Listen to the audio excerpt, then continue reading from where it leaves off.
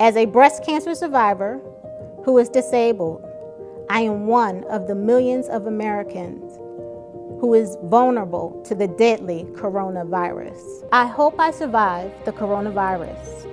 That's up to God. What's in my control is how I defend myself if things go from bad to worse. You might be wondering why I'm holding this.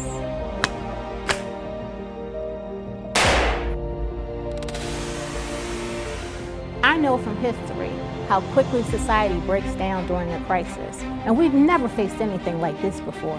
And never is the Second Amendment more important than during public unrest. It's no surprise why sales of guns and ammunition have skyrocketed. Even liberals in California are lining up because they know the government will not be able to protect them. My name is Carletta Whiting. Here's something for you to think about.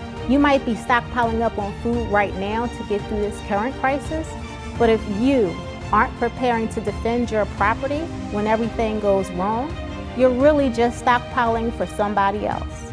You may not have heard of what happened during Hurricane Katrina, but police actually went door to door, stripping our society's most vulnerable people of their guns, which was their only means to protect themselves. It would be foolish to assume it couldn't happen here. It already has. What's happening today feels eerily similar.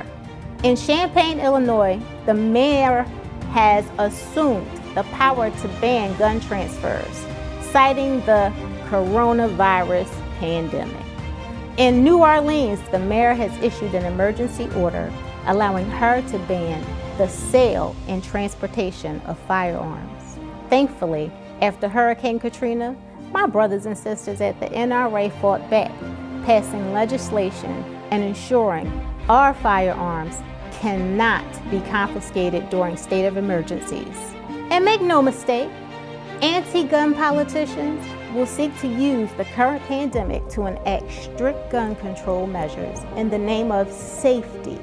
Taking guns out of the hands of law-abiding Americans doesn't make anyone more safe. It puts everyone, especially vulnerable like me, at risk. And these are the same politicians who ask me why I need an assault weapon. To gun owners out there who say, well, a Biden administration means they're going to come for my guns. Bingo, you're right if you have an assault weapon. Not that I need a reason in America, but I'm disabled and I literally need this firearm for the 3 points of contact to defend my home and family. Back in 2015, my life was shattered when I fell victim to domestic violence. I thought I would never feel safe again. It was this firearm that gave me my life back. Unlike the elites who look down on gun owners, I don't have the luxury of living in an affluent neighborhood with private security. In my neighborhood, crime and violence is part of everyday life. Without my firearm, I'm defenseless. To those mayors looking to strip their constituents of their gun rights, I have one question for you. Do you really wish to leave someone like me, a disabled woman, completely unable to defend myself during one of the most uncertain times of our lives?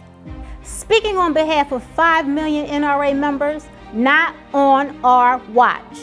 As Wayne LaPierre says, that in a dangerous world, the Second Amendment is often all we have. My name is Carletta Whiting, and I am a proud member of the National Rifle Association.